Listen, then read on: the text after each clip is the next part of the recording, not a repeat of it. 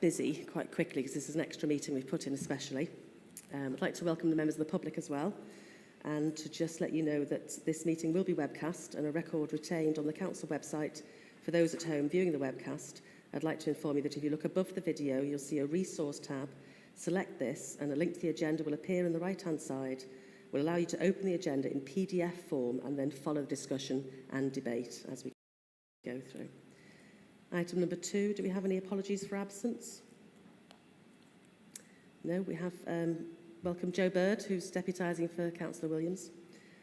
And item 3 is members' declaration of interest. Do we have any declarations? I'd like you to consider whether you have any disclosable pecuniary interests or any other relevant interests in connection with any items on this agenda, and if so, to declare them and state the nature of the interest.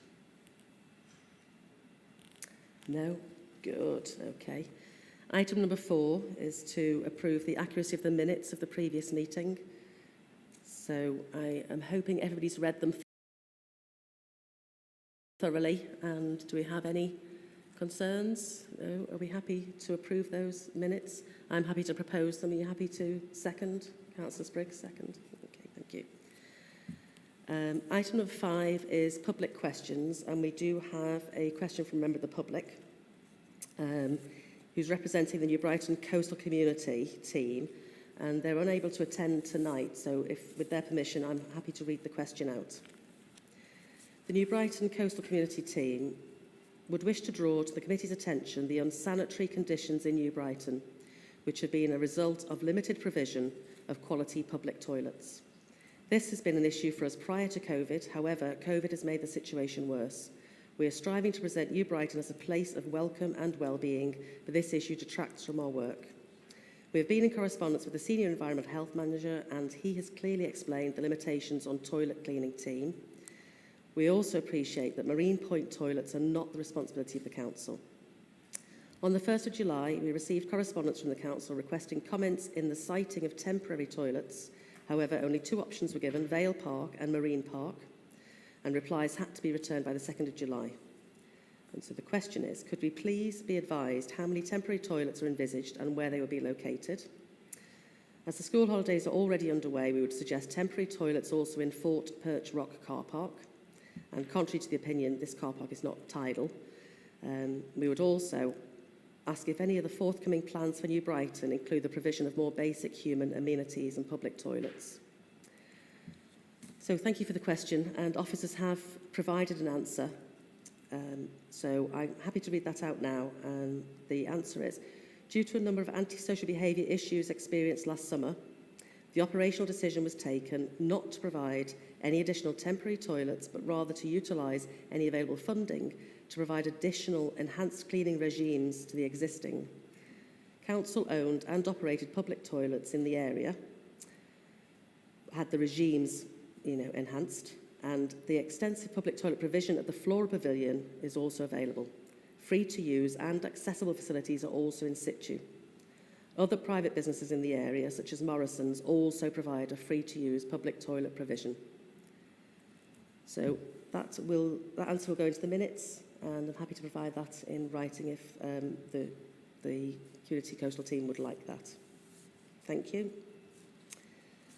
And 5.1 is questions by members. I haven't received any so far in terms of the standing orders. Do we have any questions? No. Okay, thank you.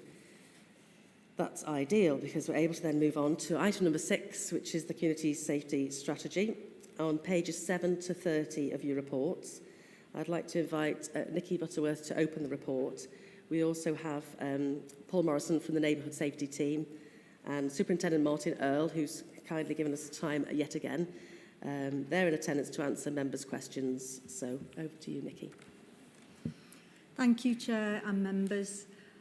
This report and the supporting strategy forms part of the Council's statutory responsibilities under the Crime and Disorder Reduction Act, which requires councils to lead on the production of a coherent crime and disorder reduction strategy. And this is shown through our community safety strategy, which is Appendix 1 of the document pack. This report introduces the community safety strategy, taking us from 21 to 2026, and has been co-produced following significant consultation with a wide range of stakeholders, which includes working with yourselves as council members and also with our police colleagues, and we do have Martin here tonight as presented by the chair. We've also got Paul Morrison, who is representing the council here as part of Neighbourhood Services and has supported the development of this strategy, along with Mark Campbell, the Assistant Director of Neighbourhood Safety and Transport, who is on leave today. There are 2 recommendations for committee to consider, which I'll just read out. That is that this committee is recommended to comment on the crime and disorder reduction strategy, which is our community safety strategy, and endorse its submission to full council meeting for final approval. And the second recommendation is that the Assistant Director for Neighbourhoods, Transport and Safety is requested to provide regular updates, at least annually, to the committee on the progress made in respect to the delivery of the crime and disorder reduction strategy, which is our community safety strategy.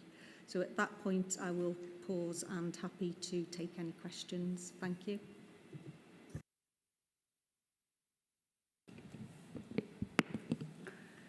Thank you very much, Nikki, and thank you for the report, Mark, as well, in your absence.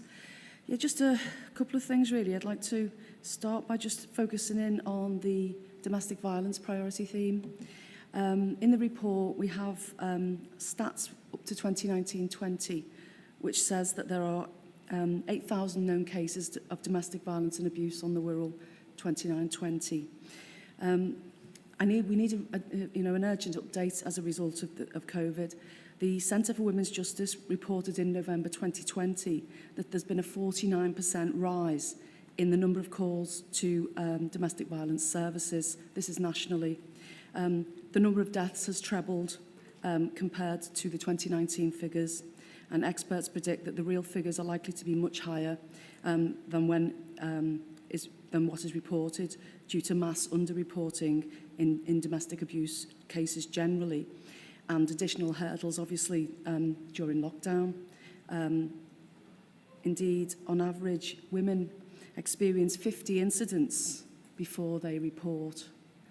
They experience on average 50 incidents before they report. So it would be really useful, Chair, if we could have an update of the situation right now, if as soon as possible. Thanks.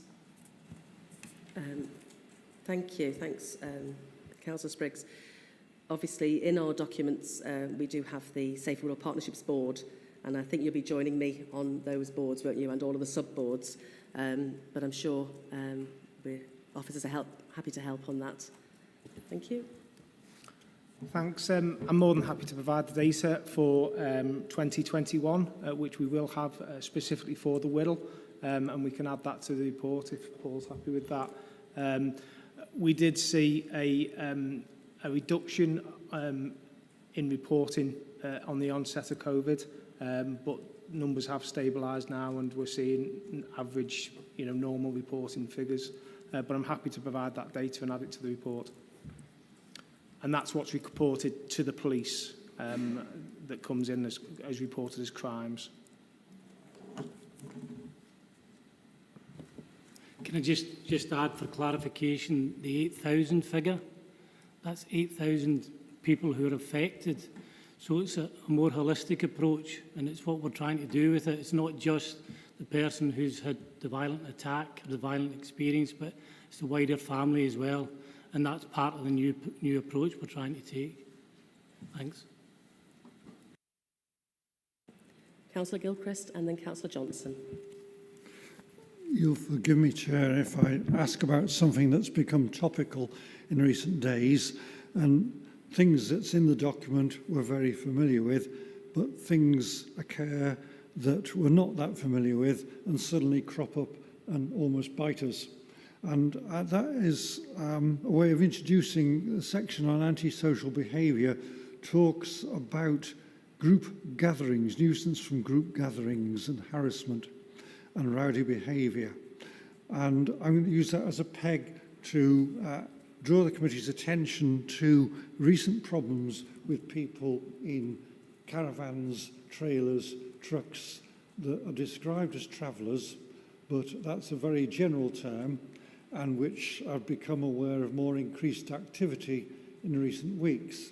It happens that a group did arrive at one of the local golf courses in my ward and then moved on to grounds owned by Wirral Council at Woodsley and then moved on to the Allport Common at Bromborough. I was grateful that officers took action through the courts to seek the appropriate orders to have these people removed. But I have read in the press and other places that the group then moved on to the Royal Liverpool Golf Club and occupied the car park there. Now, I'm a little behind at times, so I put it on the agenda for the leaders to make sure I understand what the procedures are. There's clearly a difference between private land and public land, and the burden being on the owner of the land to seek legal action or redress when events happen. But years ago, and it's probably so long ago that only myself and Mr. Hughes, our solicitor, remember these days, we also had a sort of emergency action plan for places like Leasowe Common and good links with the police so that we knew when there were people moving through the borough, there were processes to make sure that action could be taken as required or needed or judged appropriate. Clearly, there are people that travel through the borough who cause no difficulty whatsoever and have been doing it for generations, but a modern formation of people in caravans who turn up with vehicles, who are allegedly scouting the neighbourhood for things, for jobs they might do or for crimes that might happen. So I'm choosing my words carefully because reputation is one of the problems that groups in caravans have. But it cropped up recently in my ward, and it was only dusting off all these things and contacting officers urgently in the evening and over the weekend that we're able to assure ourselves that there was a process for dealing with such visits. So I've pinned it on this because it seems to me that fitting in and giving public assurance in circumstances like that is something that should be included in the document. It doesn't mean rewriting it, but it might mean taking it on board at the working party and various working groups to make sure we have up-to-date plans that can be brought into place with emergency phone numbers and officers that can assist us when difficulties arrive on our land, but also an understanding what arrangements the police have if private landowners are concerned about what might happen on their land. Thank you, Chair. Sorry for the long explanation, but I think it was worthwhile to paint a picture for members. Sorry, Nikki, happy to take that. Thank you, Councillor. I think there's several elements to your comments and statements there. The Council has a process for our out-of-hours service, which is our community patrol. We have very good, strong links with our local community policing. I will bring Martin in. So there's that element. So there's already processes in place, and we obviously work as a council if it's on our land. We've obviously got our legal team to support as and when required. So if in terms of the community safety element, again, I can bring Martin in and Paul here, but there is processes in place. We do have 24-hour telephone number for out of hours for our community patrol. Thanks. Yeah, thanks. Just to add that there are processes in place, Nikki, you're quite right, and those processes are quite effective. And we have got, obviously, police 24 hours a day. So, you know, and the neighbourhood teams know a lot of the travelling community and are quite effective in you know, authorising them where they can and can't go and stay. And, you know, the warrants and the legal team, both from the council and the police, are effective in getting the dispersals in place. Thank you. Thanks very much. Councillor Johnson. Thank you, Chair. On page 20 of your report, thank you for the report, over a 3-year period, you've got the ASB incidents in Wirral falling by 47%. I'm wondering what you attribute that to, and certainly what's happening at the moment seems to be outside of the PSPO orders. There seem to be particular areas. I know you've been down to look at those particularly. And so my concern is, have we literally got a change of location, if you like, of ASB, and what's happening specifically in the last couple of years, and certainly the last year, to reduce that, but also what's happened in the year subsequently, please. Thank you. I think if you look at the figures, I think it's from 2016. So we wanted to show some good things that had been happening, and I know that's quite a long period, and it finishes in 20, and I think the figures will change again, particularly this year, particularly with the COVID restrictions, and that is also classed as antisocial behaviour. But I think it's a wider reflection of the joined-up work and the joined-up approach that the Council have taken with the police and a whole host of other partners to begin to address the situation. I think that's as much as I'd say at this stage. Martin? Just to add, we've got excellent collaboration with the ASB team, and they actually are based within the police station at Wallasey, and all the staff and my officers work together on a daily basis, and looking at any antisocial behaviour problems and spotting themes and trends and trying to deal with them as soon as they occur. As Paul said, the figures this year for COVID will be significantly increased because the figures for ASB will be significantly increased because COVID-related calls have been classed as antisocial behaviour. So you will see a stark increase in figures this year if we were to document them. But as I say, we are working with our partners, Merseyside Fire Brigade, Street Intervention Services, working collaboratively to reduce ASB. We have had significant funding from the Violence Reduction Partnership, and those fundings have been spent appropriately with partners to reduce ASB. Thank you. Did you want to come back, Councillor Johnson? Thank you, Chair. On that, I know specifically we've had a number of problems and issues with the Wallasey location and the speed of response with ASB in certain areas. So I just encourage you to reconsider the centralised location of Wallasey, and that maybe there are different locations that you also need to have in order to increase response time, particularly for grade 1, because there are a number of issues of ASB at the moment, as you're more aware, I'm sure. Thank you. Councillor Bird?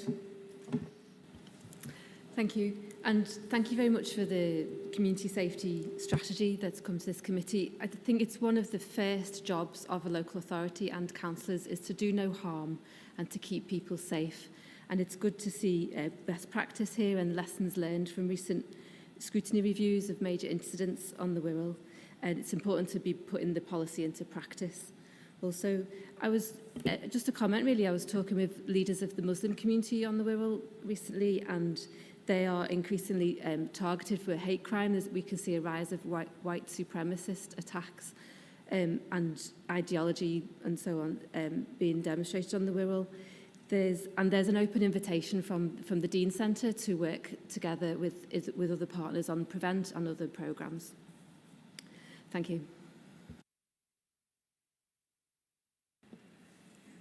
I have Councillor Brame, then Councillor Kenny, and then Councillor Cleary, then back there. Councillor Brame. Thank you, Chair. I just wanted to pick up one particular point, and that I see quite rightly, road safety has been included as one of the priority themes in this document, which is obviously exactly right. But I would just make an appeal for the wording to be slightly beefed up, where it says one of our priorities for road safety is to take steps to introduce more widespread 20-mile-per-hour speed limits on non-major residential roads. Well, this matter has already been to the Environment and Transport Committee, and really what we should be doing is introducing 20-mile-per-hour speed limits on non-major residential roads, not taking steps to do it, but actually getting on and doing it. Thank you. Councillor Kenny. Thank you, Chair. Paragraph 3.3 of the report refers to the 10 priority themes, and it then goes on to list them. My question really through you, Chair, is are the priority themes listed here, are they actually listed in a priority order, or is there a priority order for these? Thank you. Chair, no, there's no priority. The 10 themes are all the priorities, so there's no particular order to them at all. Thanks.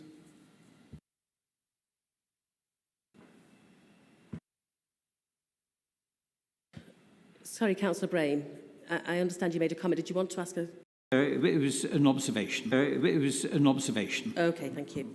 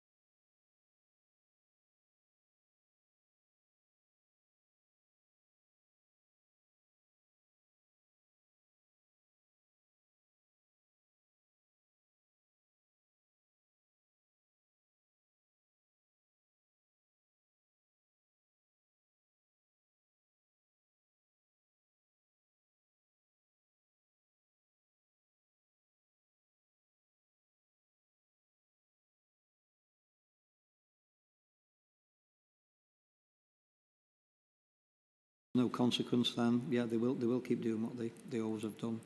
And finally, Chair, if I may, on the recommendation, we're asking for an annual update.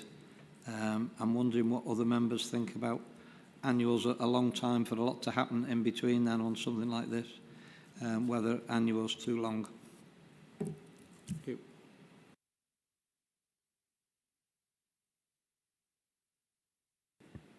Yeah, I think we'd be happy, obviously, to updates to here. No problem at all. Thank you. Do you think there's a way that the casework that's in? I know you can't collate it necessarily as data because that's all open source data, but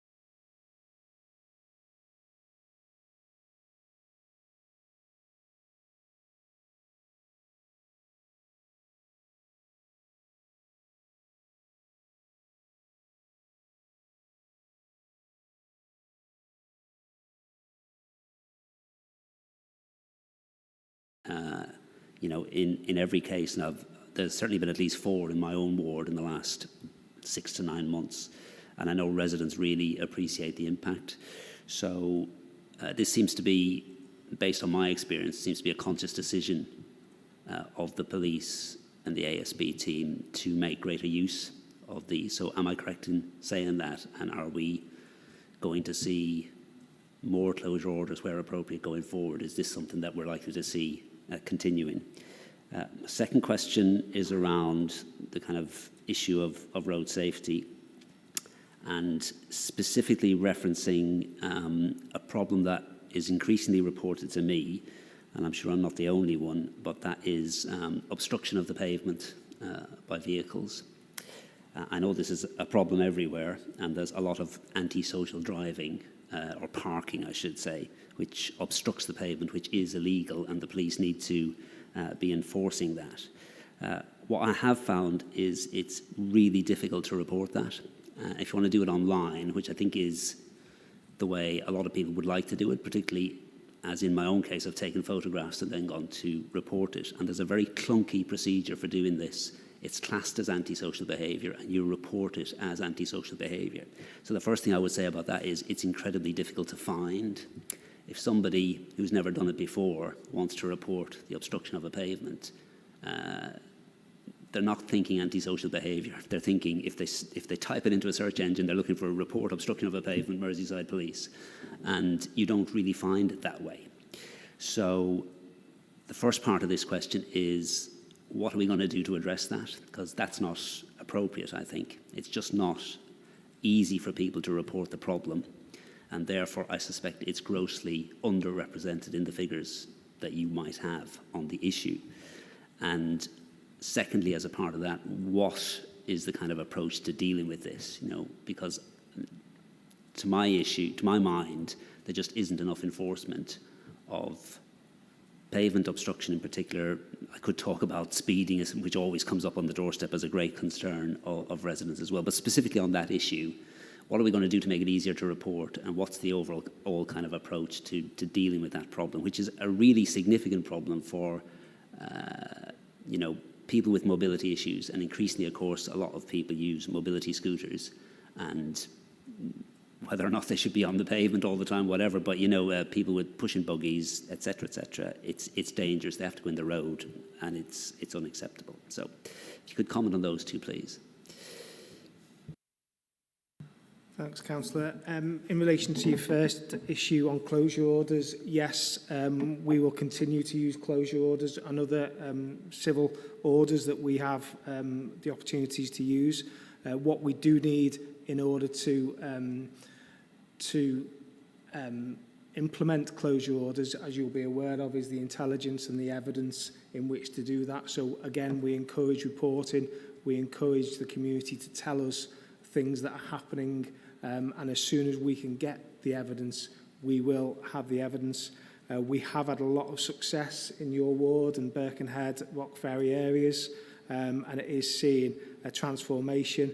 One thing we would like to encourage is, and my staff talk about this all the time, is giving the streets back to the community, letting them take responsibility for them as well as ourselves, working with us, with our partners, with housing.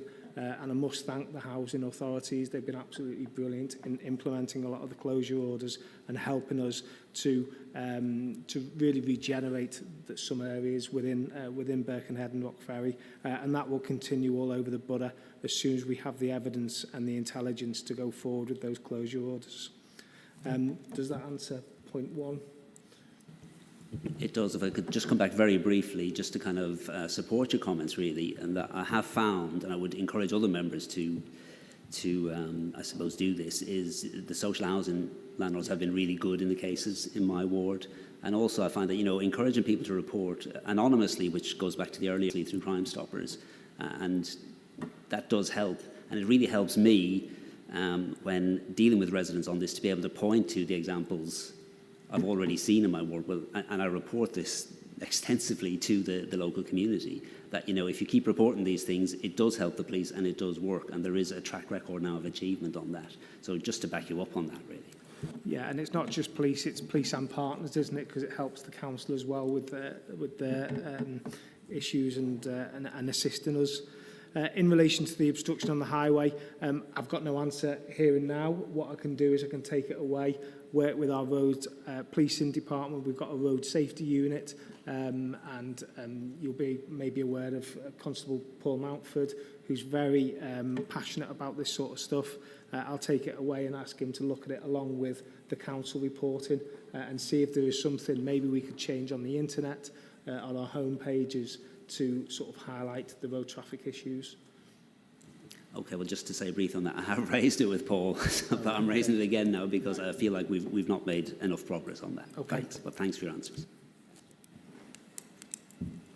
Thank you. Councillor Spriggs? Thanks, Chair. Just wanted to come back briefly and say, just to back up what my colleague, Councillor Joe Bird, said earlier, the report talks about an increase in hate crime of 30%, which is absolutely really, really upsetting and worrying. And that's an increase from March 2020 to March 2021.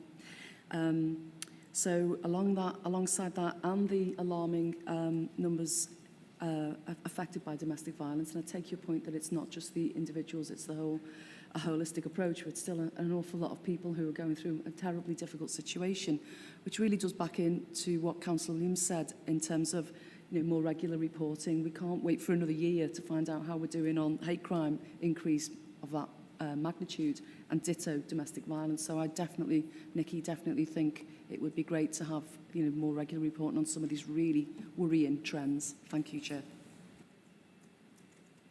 Yeah, thank you. Did you want to respond? Thank you. Yeah, just if I could just comment on hate crime really. Whilst any hate crime is, absolutely horrendous, what I would do is I'm really positive about the reporting and that people are reporting hate crime to us, and really encouraged by that.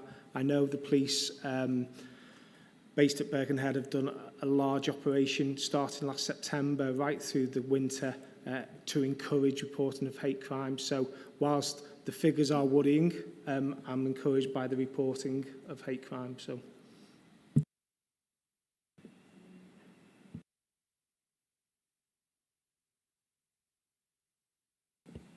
That is good, but clearly we still need to be, having detailed intelligence on these issues and keeping a very, very mindful watching brief on all of those and the antisocial behaviour figures as well. But thank you very much. Thanks.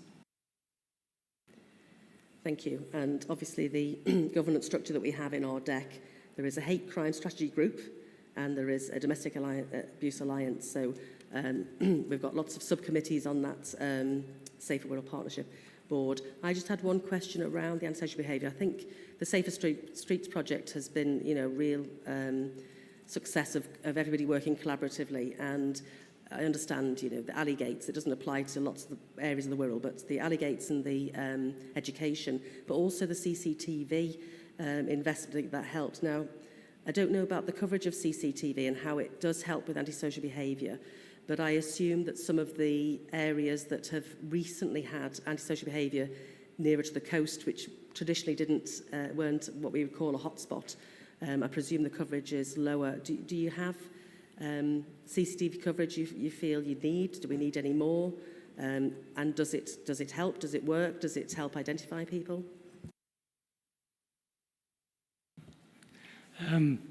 Yeah, we have increased the CCTV. But the other thing that we've done is we've increased the capability, really. So we've got a new control room that's just opened. Because what happens with CCTV is you look at the footage and it doesn't tell you what you need, really. But we've got better, so we've improved the CCTV. Whether in terms of the coverage, that's a bit different. And although we've put additional cameras in, as you say, as part of the Safer Streets, we're also putting new cameras into Liscard and to the new town deal area as well. So there's quite a lot of increase in numbers, but whether we have enough on, for example, the coastal locations, that remains to be seen. But that would be something we could look at as well, because we have been able to attract significant funding for it. through the Home Office funds. So it'd be something we'd always look at. Thanks. Thank you. Thanks. Yeah, I think it would be a capital bid to the Home Office, would it? Yeah. It's usually mixed capital and revenue. Okay. Thank you. That's great. Are we happy to move on to the recommendation? I'll just reread it. This committee is recommended to comment on the crime and disorder reduction strategy, the community safety strategy, and endorse its submission to the council meeting for final approval. And the timing is why we put this extra meeting in. This has to go to, obviously, the council for final approval. And then on point 2, that the Assistant Director of Neighbourhood Safety and Transport be requested to provide regular updates. In brackets, it says at least annually. Are we happy to say twice a year? And so biannually, but we can call it twice a year, to the committee on the progress made in respect to the delivery of the crime and disorder reduction strategy, community safety strategy. And I'm happy, in that form, I'm happy to propose that. Do I have a seconder? Yeah, happy to second that, Chair. Councillor Williams to second. Can we agree that by assent? Great, thank you. Thank you very much for your time, and thank you for sharing your knowledge. It's always helpful for us to understand all these complex issues. Thank you.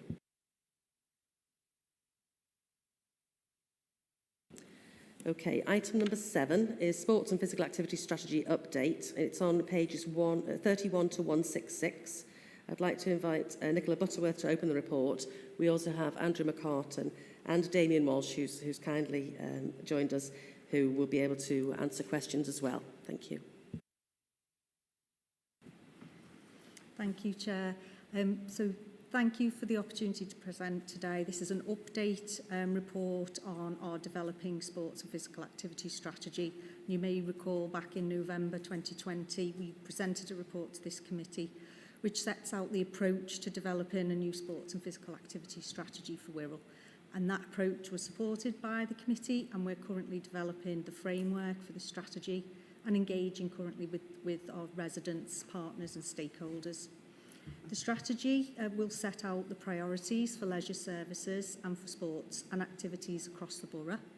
And the aims are to redress the balance between being a provider of facilities to supporting a broader outcomes really around tackling those health and social inequalities across our borough. We're currently engaging with our residents to get their views and to further understand the barriers and also the motivations for our residents when it comes to sport, being active and their well-being. We want to hear their views, which will inform and help shape our strategy. We've also been working with Sports England, the national governing body for sport, to shape our thinking around sports and physical activity and to improve health outcomes. The draft framework of the strategy has 4 thematic areas, and they are active people, active partnerships, active places and active open spaces. We're also undertaking a leisure facilities master plan and investment strategy supported by Sports England to develop a long-term plan for our leisure facilities. And the final strategy will be presented to this committee in autumn along with the facilities and investment plan. And as Chair said, we've got Andy and Damien here to help support with questions and who've led a lot of this work in support of the development of the strategy. So happy to take any questions. Thank you. Thank you. Happy to take questions or comments. Councillor Brain. Yes, thank you, Chair. Obviously, we've got this survey that we've just been carrying out through Have Your Say, and we're going to get a full report on that. But I wonder if at this stage it's possible to just have an indication of what level of response we got to that report, that survey.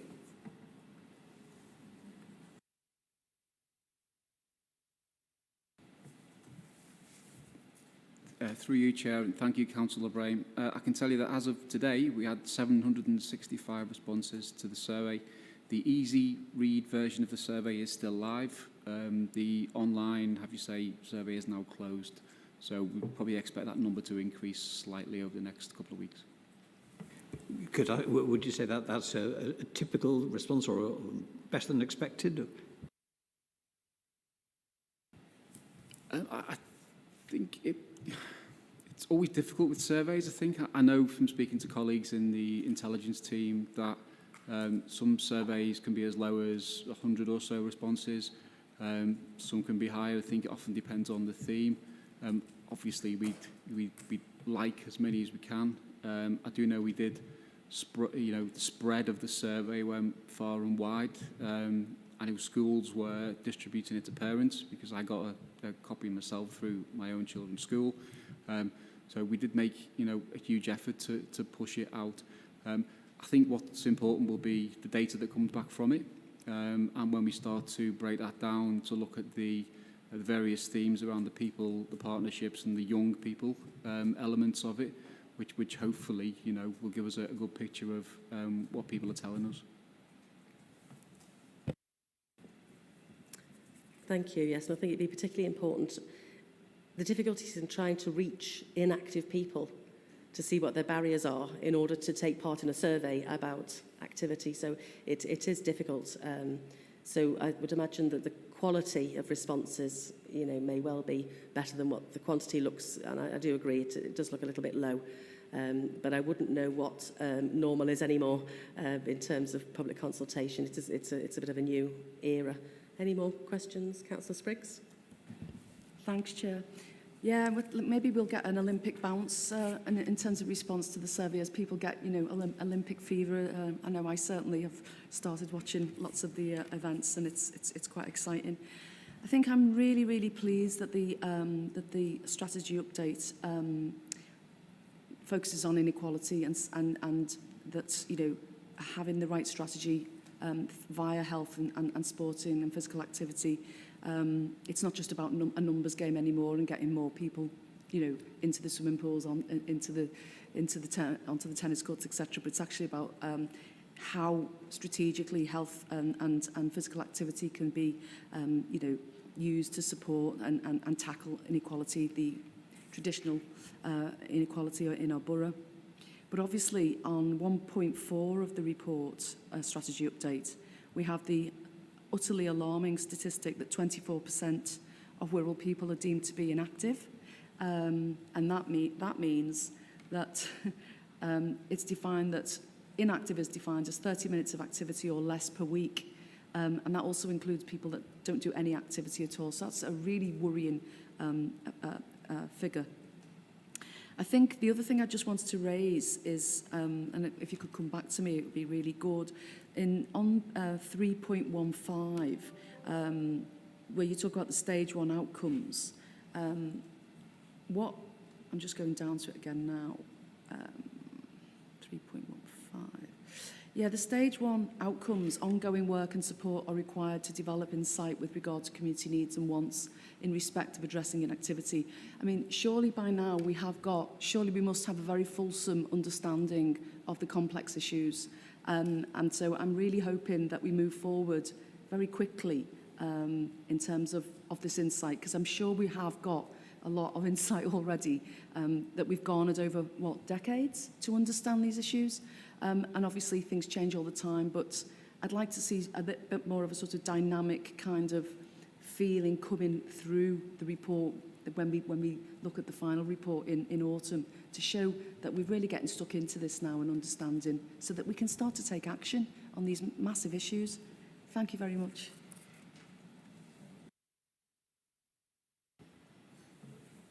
Thank you, Councillor Spriggs, and through you, Chair. I think one thing we've probably done better than before, and it is acknowledged by the work that's been done by the consultants, is that we are now much more joined up as an authority in terms of trying to get down to that more granular level. So, like I say, that the consultants have interviewed a really broad range of stakeholders to find out, how we do this, and alongside the consultation that's out, hopefully that will paint a much deeper and richer picture of overall. I think also it's acknowledged by the fact that we are being invited to speak at other forums now alongside partner organisations. So I know Nikki went to the Health and Wellbeing Board this week. I'm going to the Adults Committee on Thursday. There've been multiple conversations with the NHS and other stakeholders. we've attracted a significant amount of funding in terms of being able to support programmes such as weight management and things like that, somewhere in the region of about £500,000.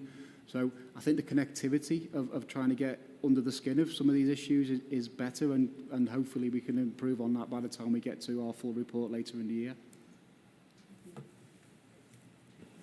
Councillor Johnson. Thank you. Yes, just as Councillor, thank you, Chair, just as Councillor Spriggs mentioned, that 24% is absolutely frightening beyond belief.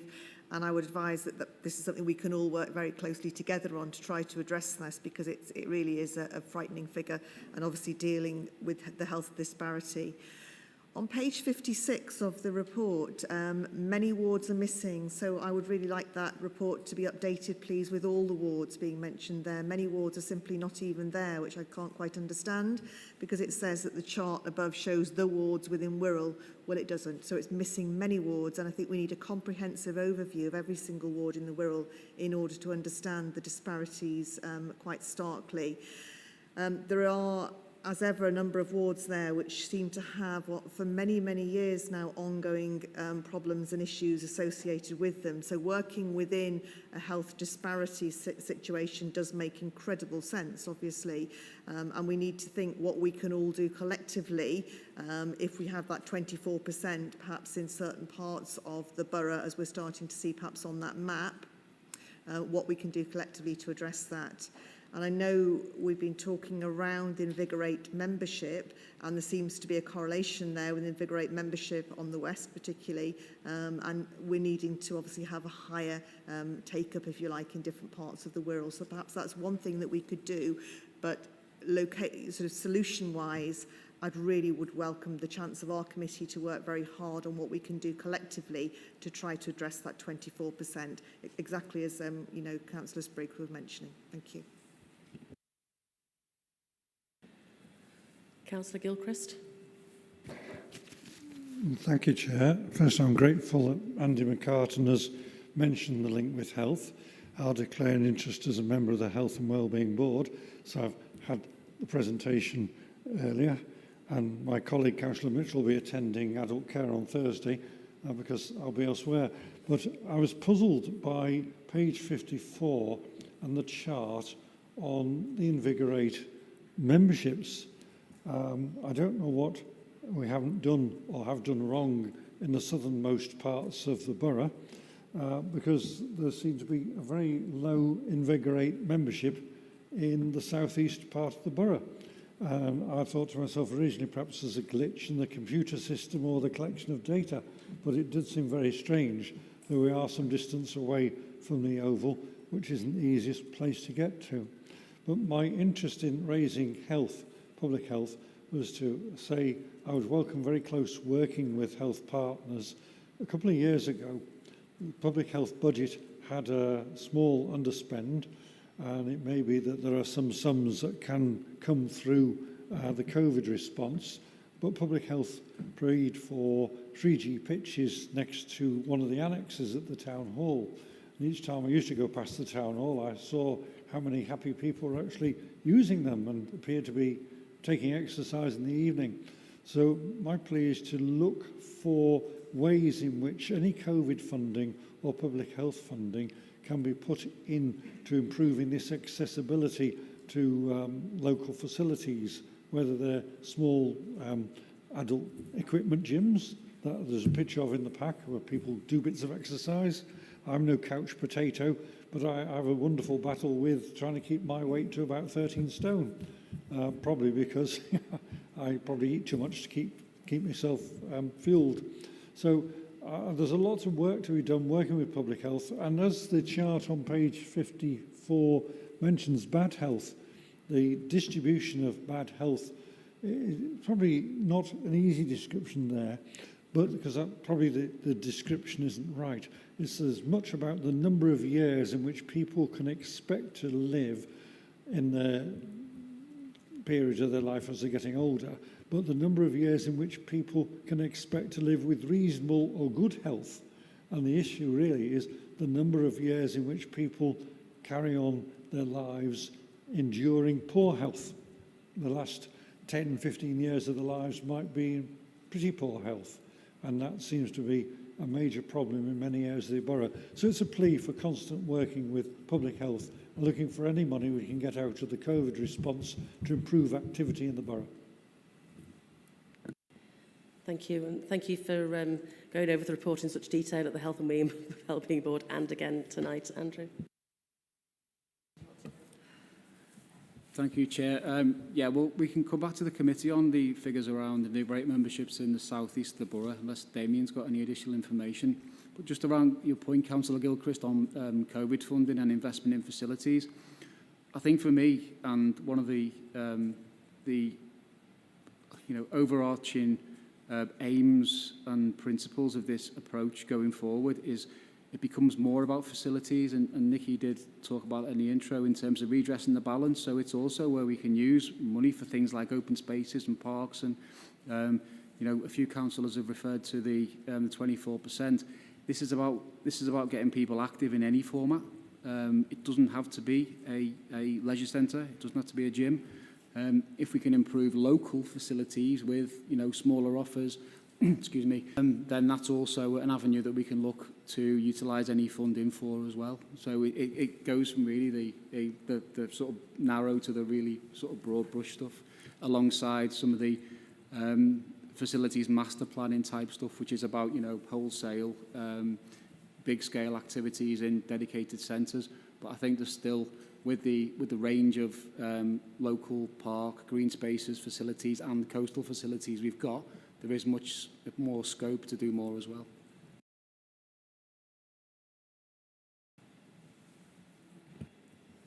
Thank you. Councillor Kenny. Yeah, thank you, Chair. Well, reference has already been made to the figure of 24%, which is worrying. And presumably there's 24% of the Wirral population wouldn't even think of going for a half-hour walk once a week. And as Andy says, you don't need to have gymnasiums provided for everybody. It's not everybody's scene anyway. But I think we need to try and encourage more people to become active. And we shouldn't lose sight, and I think it's mentioned in the report, about the severe health inequalities in different parts of the borough.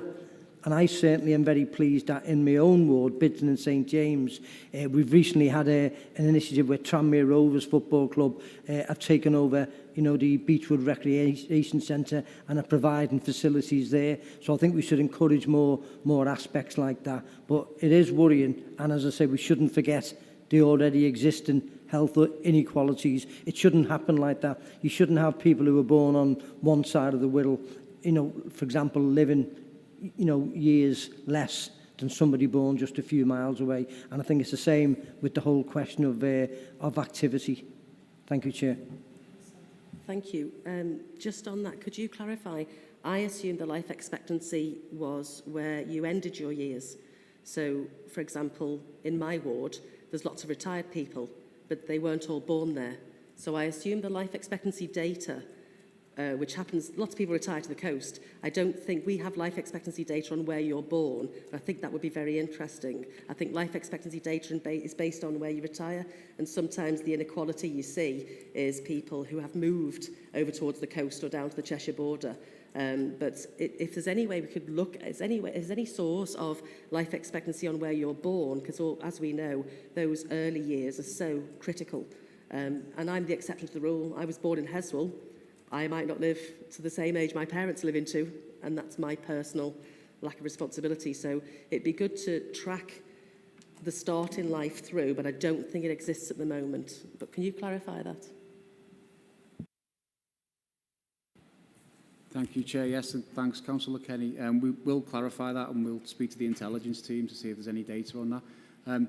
Just a point Councillor Kenny made is one of the projects we are working on is to utilise national funding to encourage schools to open up their facilities to local communities. So I know you referenced Beechwood, Councillor Kenny, but there are lots of schools that I think with the right incentive do have lots of sporting facilities, and if we can leverage some of that into local communities, I think that will be just another avenue in terms of that whole rich picture of localised facilities to do anything. It could be a yoga class. It doesn't, as you quite rightly said, it doesn't have to be a gymnasium or something of that nature. Thank you. Councillor Booth. Thanks, Chair. Andy, I was just wondering if you could, it says National Assistance Service has 104 community projects planned. Are they related to sport and activity and stuff like that? I was just curious. And just to reinforce your point there on the schools, my school did weekends. They brought in, like, this company brought in inflatables for the gym hall. So when the schools weren't in, people could come in and, you know, utilise the facilities. So it's definitely a good idea to expand on. But I was just curious on the community projects, if they're all sport related. That was all. If you could provide that. Thanks, Chair. Again, Councillor Booth, it's something I'll have to go away and come back on in terms of the detailed nature of the projects. Thank you. Good point. I had a question just to come back to, you were mentioning about open spaces. And in our pack, we have, for every £1 spent on community sport and physical activity, an economic and social return of £3.91 is generated.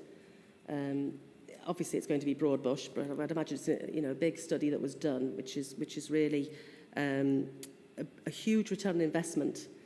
And you mentioned open spaces, and I'd really like us to revisit the cessation of maintenance that was, I understand it was a pilot, but I don't know if it could be a pilot and a budget saving, but either way, if we could revisit that to make double sure that there are no recreational spaces or playing fields that people used to use which are no longer accessible or usable because of the maintenance regime, because it doesn't sit with this particular committee, but it's a false economy if we can get £3.91 for every £1 spent in return. I won't formally move that, but if you're happy to just take that as a note, thank you. So any more questions? No. Are we all happy? Are we happy to go to the recommendations to note the progress made in the development of the outlined sport and physical activity strategy, support the further development of the strategy to be presented to committee in the autumn? I'm happy to propose that. Do I have a seconder? Councillor Spriggs, happy to second. And we all agree by assent? Thank you.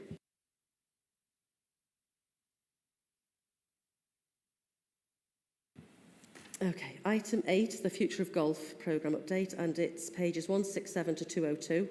I'd like to invite Nicky Butterworth to open the report, and we also have Andrew McCartan, as you've heard from, and we have Neil Price and Damien Walsh here to answer any questions as well. Thank you.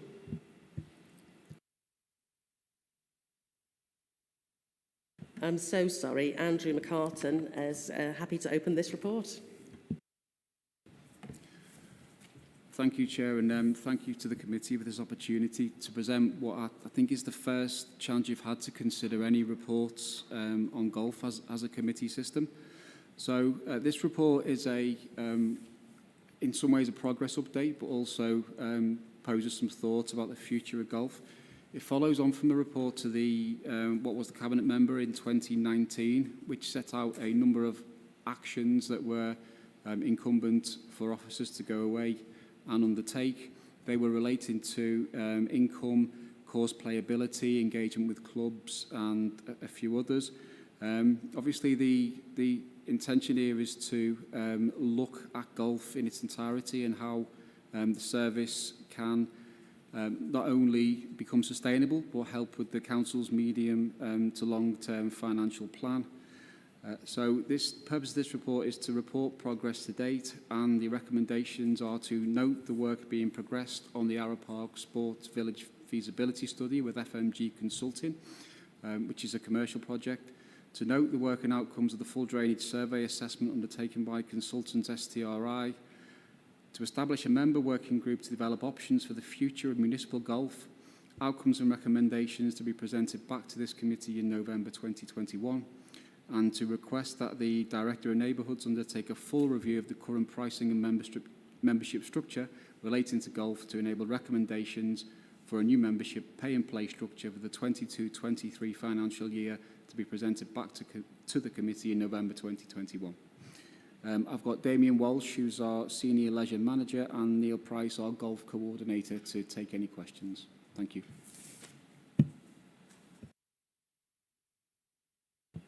Thank you. I'm happy to take questions or comments. Councillor Johnson. Thank you, Chair.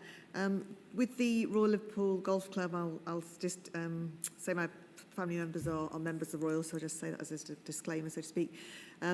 What are we going to do to capitalise on that interest? Because we need to be working surely with the Royal Liverpool to try to encourage the uptake of golf, to work with perhaps schools and locality, and to really capitalise that particular event, because that again will be, I'm sure, an amazing event for Wirral, where we are on show in every single sense.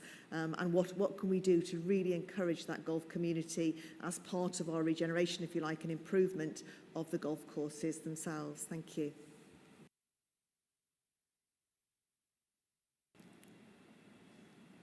Thank you.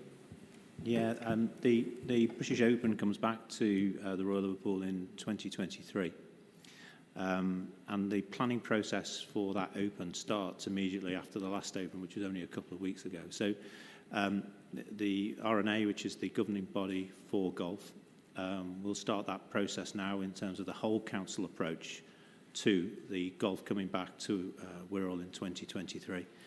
As part of that process, we've already started gearing up, looking at what's happened in other parts of the country in terms of the what also has happened, you know, in terms of the infrastructure that's either left behind or what has been left behind for the community in terms of the having the Golf Open in Wirral.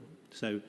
We've already started that process. We've already started talking to the RNA officials behind the scenes in terms of the legacy that's left after an Open. And those discussions will now start in more detail, as I say, because they do plan 2 years in advance. So it also includes the relationship that the municipal golf course will have in relation to it being the practice ground and some of the car park. So those discussions have started in relation to the planning for that process as well. Thank you, Andrew. Thank you, Chair. With the committee's consent, could I suggest that in response to Councillor Johnson's question, we bring a report probably very early next year in terms of the whole plan for the Open, because there is some crossover here. As Damien says, there will be some work some work has already started because there's been site visits already by the RNA. But I think, you know, we need to, dovetail our council approach with the RNA. And also, you know, we've talked about the sport and physical activity strategy. It's using golf as you know, to kickstart some sort of enthusiasm amongst young people and schools and all those type of things, which I'm sure has been done before as part of previous Opens, but it's more whether we can do it better. So, like I said, with the committee's permission, we could do that early, sort of January, February 22. Yeah, thank you. I think that'll be really good to add to the work programme. Councillor Bird, then Councillor Spriggs. Thanks, Chair. It was slightly, thank you for the report, obviously, but it's slightly disappointing that some of the decisions that were made by the relevant committee in October 2019 have still awaiting clarification. Obviously, there has been and there still is a pandemic. COVID is not over, but initiatives have been brought forward, and let's see all the decisions being implemented, please. Just to update around the Brackenwood Golf Course, all the reports are that it's very popular. Usage is increasing, the booking system is reducing, the amount of work has been done, the membership is up. It's a very popular, well-used course, and I'd like to hear your assurances about its future. Not convinced about the Arrow Park Sports Village.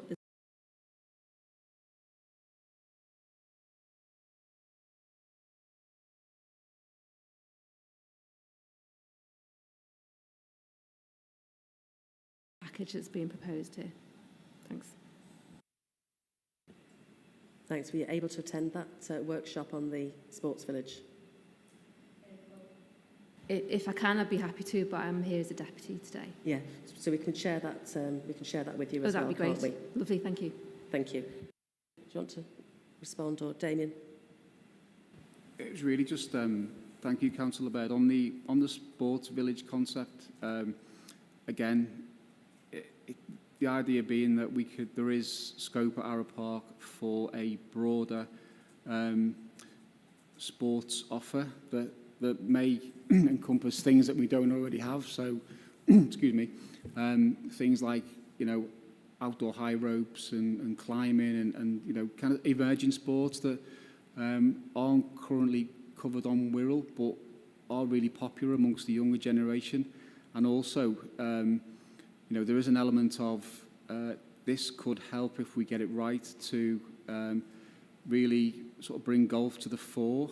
You know, we are talking about multi-bay driving ranges and alongside a new clubhouse and a much broader and all-encompassing offer for people, not just golfers. I think it will appeal to a much wider audience, and its central location on what is the busiest course, I think, lends itself to some investment. I know previously we've had some conversations around high ropes in other areas, but I think this one is, you'll see from the proposals, and we did do an all-member workshop at which it was broadly supported, is a really sort of exciting concept for Ara Park.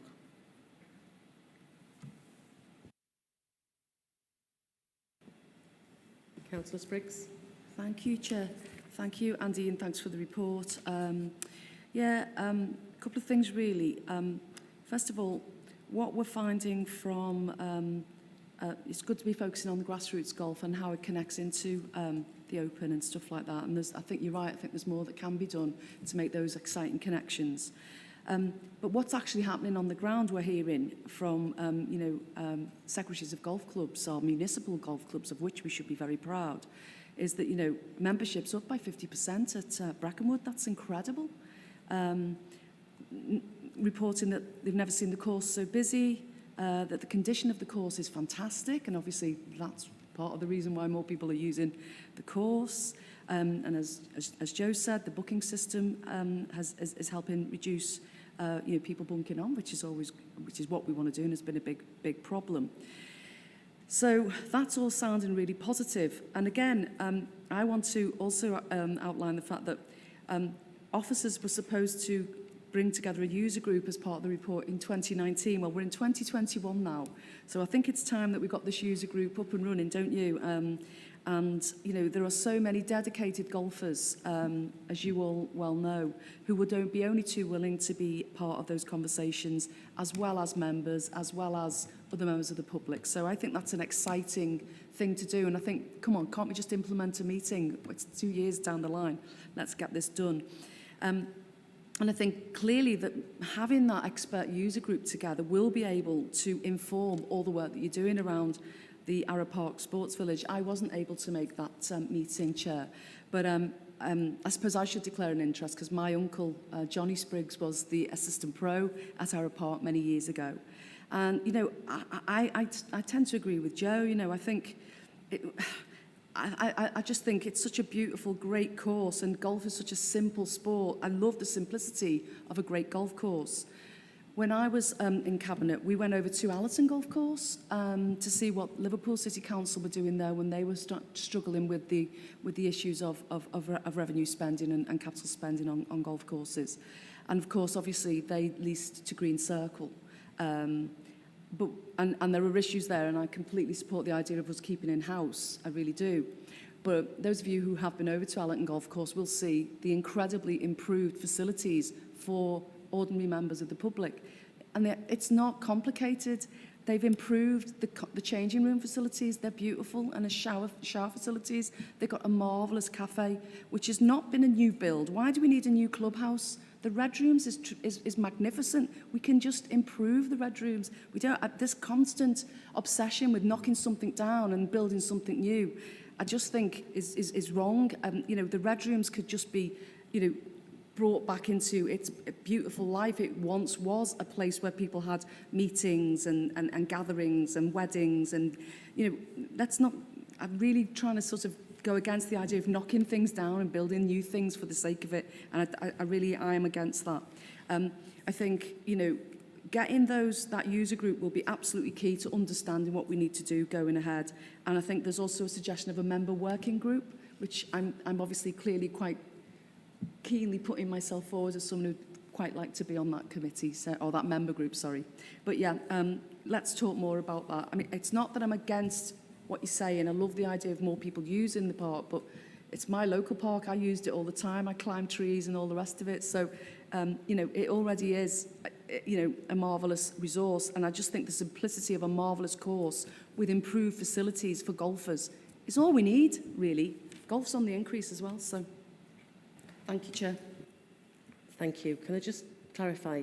You mentioned declaring an interest. It was just a phrase. You just, it's a historic relative that used to. Okay, that's just for context. Yeah, but you're not declaring an interest. We'll just clarify that. Thank you. And yes, I mean, I won't ask for clarification on how you think golf is simple, because if you let me know, I'd be delighted. Neil, are you happy to answer some of those points? Yes, yeah. Thank you, Councillor Spriggs. I'll try and get through as many, because there's quite a lot of questions in there. In terms of the user group consultation, I meet and speak with the club secretaries every month, sometimes throughout the summer, every fortnight. So I'm in close contact with the user groups. In terms of membership and user figures, I 100% agree that golf has been on the up. It's not something that we're convinced or will carry on. Obviously, a lot of it is to do with the pandemic and people being indoors, etc. We know from user figures we're up by 20% from 2018 and about 17% from 2019. So we have been busy in terms of the golf courses. When you talk about Allerton Manor and you talk about Arrow Park, because I originally came from my start in my golf at Arrow Park, so I've got ties with Arrow Park. But in terms of Allerton Manor, what they've done there, it's about the commercial side of things. It's about setting a venue. It's about looking at the facility as a whole and looking at the different income streams. I think with terms of Arrow Park, the feasibility study will be looking at about whether we rebuild, whether we invest in the red rooms, etc., and take into account all those type of things. With the user groups, we've talked about, a driving range is a key activity that people use an awful lot on the Wirral. And I think it'll be key for driving new players into the game, juniors, etc., but also attracting people to come and look at the food and beverage and actually come to the park. But that'll be taken up with, obviously, a lot of that information is in the feasibility study. I would also just say, obviously, that with the increase at some of the golf courses, some of these memberships are really low in the first place. So that 50% sounds, a massive increase, but we are still talking about a low number of members in general. Does that answer? Have I missed anything out? Or? Yeah, yes, it does. I think there's more dialogue to be had. I'm glad to hear that the idea of not just knocking the red rooms down and building something brand new is still being considered. I do completely understand the difference between Allerton Manor and Arrow Park, because I've been there and I understand it's a commercial operation.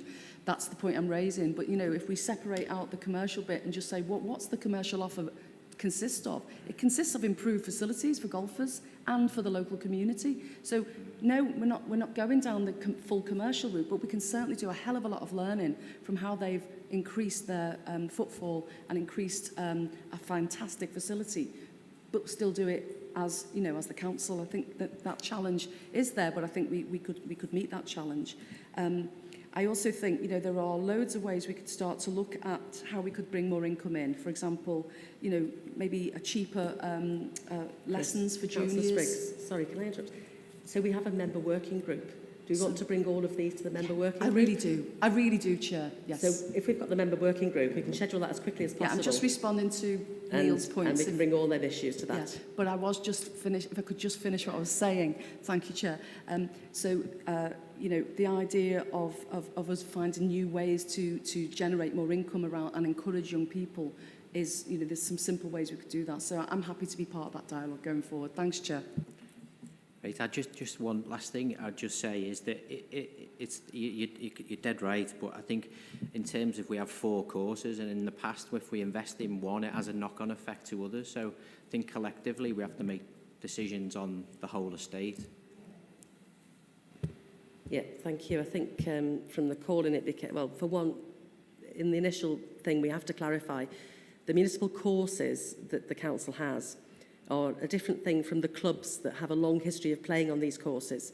And we did liaise a lot with those clubs, and I'm pleased that you're constantly in touch with them, because they are that fabric of bringing people through. They are the social, often fundraising elements that bring people through. So we need to, when we talk about user groups, they're a distinct group that we're Councillor Braham, did you want to make a comment? Yes, thank you, Chair. It seems that in the short time I've been on the council, the issue of trying to make golf pay for itself has been a thorny and ongoing problem. And I think, we seem to be either losing the ball in the rough, or maybe we're stuck in a bunker, but we really don't seem to be making progress. And I'm very mindful of the fact that at the beginning of this report, we're reminded that we are in great financial difficulties as a council. And I think, difficult though it is, we're going to need to have to look very carefully at the offer that we are making in golf and whether it is sustainable. I think this option for developing it as Arrow Park, I'm certainly open-minded about that. I think we're going to need to see much more detail about what could be put on there, but it would seem to have the potential to bring in that secondary income, which is going to be able to make the course pay for itself.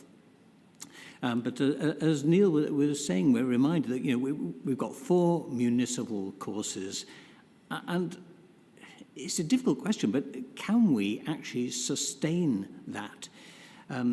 Councillor Spriggs was saying that the course at Brackenwood is in some marvellous condition this year, but the report we've got before us this evening says that each of the 3 courses at Hoylake and Brackenwood and Arrow Park all needs substantial investment to bring them up to standard and to make them playable for larger parts of the year, because if they're not playable, they're not going to produce income. And I am particularly conscious of looking at the situation at Brackenwood, that the investment required there, according to this report, is virtually double that of the other 2 courses, because of the need to improve the greens as well as the drainage. And looking at the table of revenue provision, if we go for the investment in these courses, it's virtually double each year for what we have to pay back on what we'd borrow to improve Brackenwood, as it is at Hoylake and Arrow Park.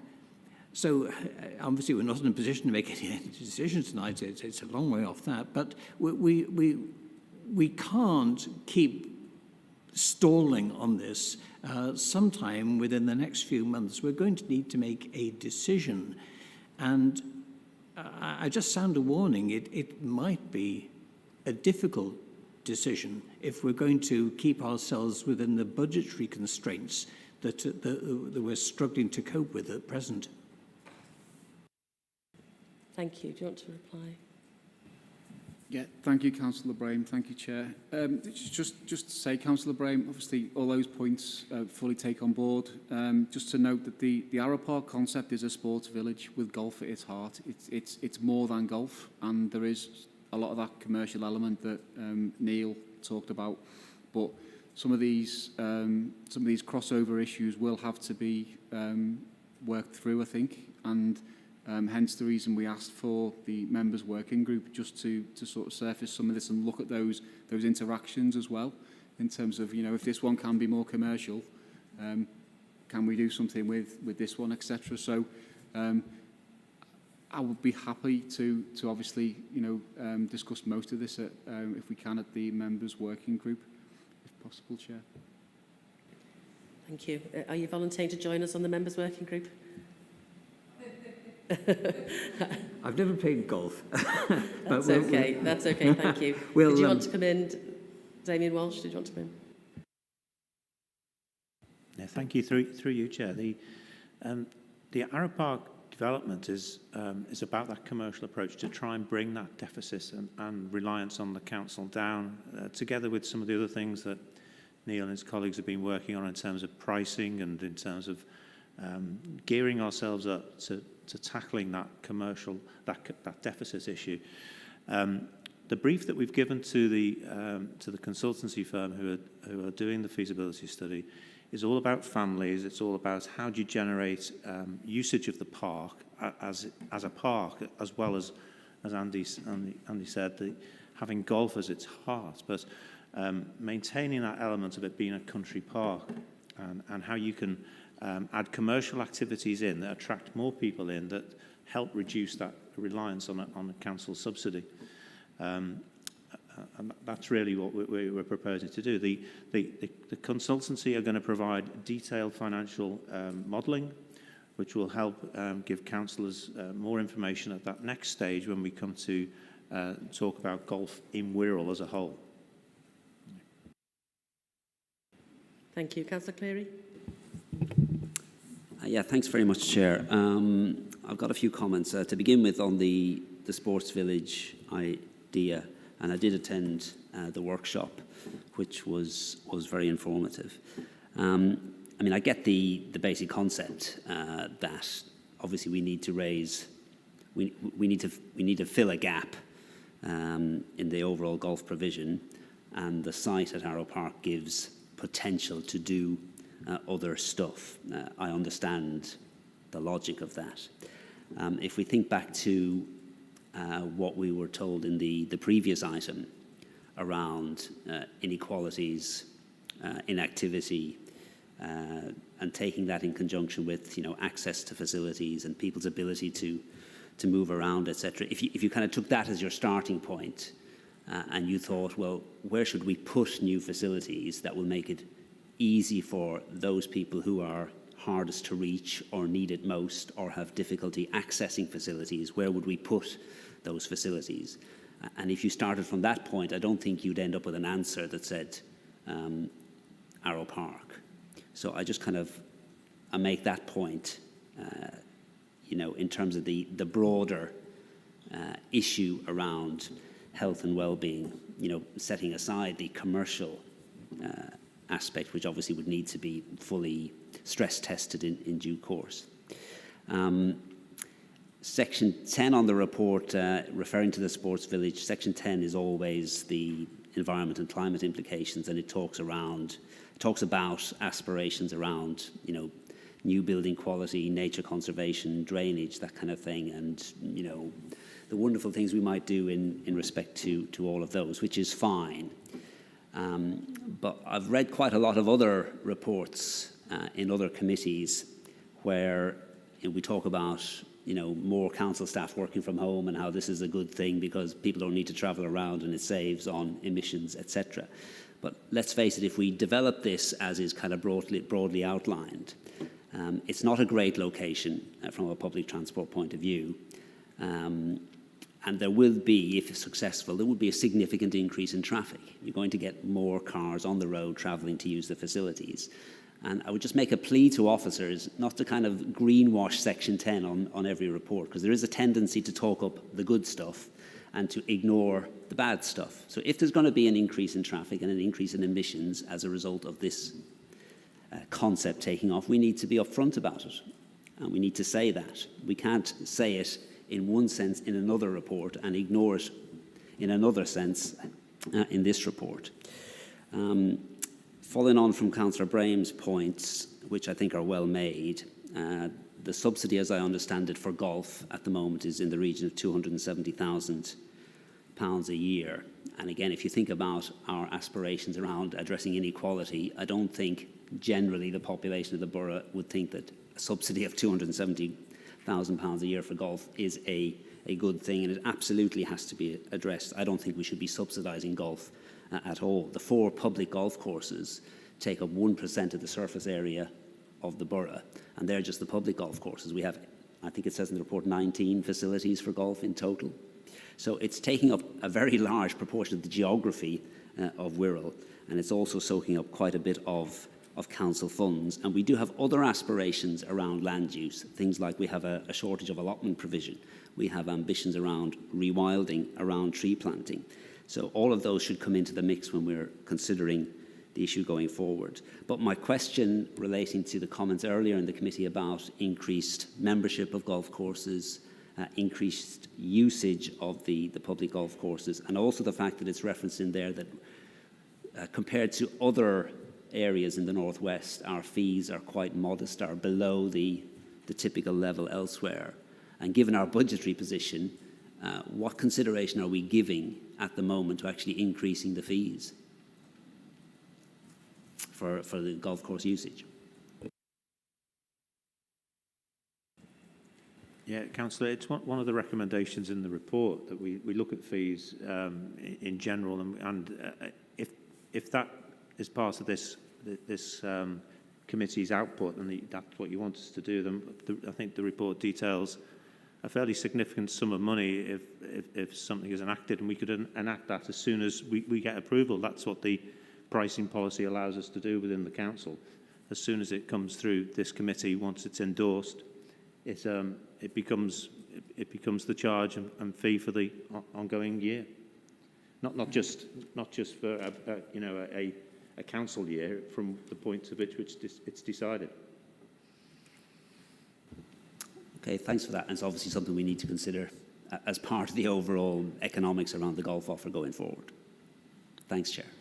Yeah, I think we definitely need to look at that in every detail, supply and demand, elasticity curve, and not just covering our costs, but future-proofing whichever courses are in the forward plan, because I really am reluctant to revisit this again.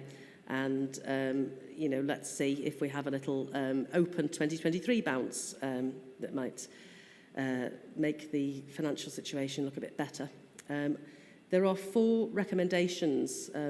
Sorry, Councillor Bird, did you want to speak? Thank you very much. Just to endorse what Councillor Cleary there said, and to illustrate it, it takes an hour by public transport to get from Bromborough to Arrow Park. So if we're looking at increasing affordability and accessibility to activity, we don't want to be concentrating all our resources there. We need to be supporting golf where people live and other activities where people live, including Brackenwood. There's a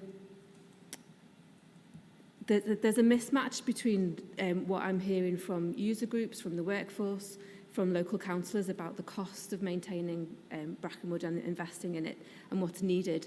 And maybe the cost can be brought down if the work is done in-house rather than outsourced, for example. Maybe some of the work doesn't actually need doing or straight away. And the mismatch concerns me. Golf has been a huge political issue on the Wirral. I don't need to overstate that. And I think there's more work to do. There's more work to build trust. There's more work to gather the actual evidence. There's more work to balance the budget. Thank you. Thank you. That was a comment rather than questions, was it? Or did you want an answer? Thank you. Are we happy to move to recommendations? Would you like me to read them all out again, or are we happy that we've got all 4 in front of us? And obviously, one of them, point 3, is to develop a working group. And we want this to happen quite quickly, really, not least of all for the points that have been clarified there around looking at the pricing, but also we would like this to come back to committee in November 2021. So I'd be keen if as many people could join me and others who've already indicated on that working group, get it done as quickly as possible, give officers plenty of time to bring it back. I'm happy to propose that. Do I have a seconder? Councillor Spriggs. Are we all happy to agree by assent? Agreed, thank you. That's great because it brings us on to the last item, number 9, the work programme. And given that we have just put on an extra community safety partnership report come back, and we have a pretty busy schedule, but I'm happy to open it up if anybody has anything they'd like to add on at this stage to the work programme. Sorry, Chair, we did say a report on the Open in early next year relating to golf. Yes, sorry, that was the other thing. You've prompted me. You could tell I was fishing for it, yes. Which could be combined with something else. It could easily be combined with the feedback from the after the work programme, after the November 2021, then come back in the spring. Does anybody else have anything? Wonderful. Then that brings us to the end of our meeting. Thank you to officers for your time. Thank you to the members. Would you like to just say something to close, Nikki? Yes, thank you. It was just to remind members in October of this year, the performance dashboards that we've been working with this committee on will be coming to that one, and then subsequent frequencies after. So we all get to see all of the dynamic information, all of the dashboards that I know the team have been working really hard on. When you're presented with simple data, you have to be reassured it's not simple in the background to produce it. So looking forward to seeing those. Thank you to members. Thank you to officers. Have a good evening.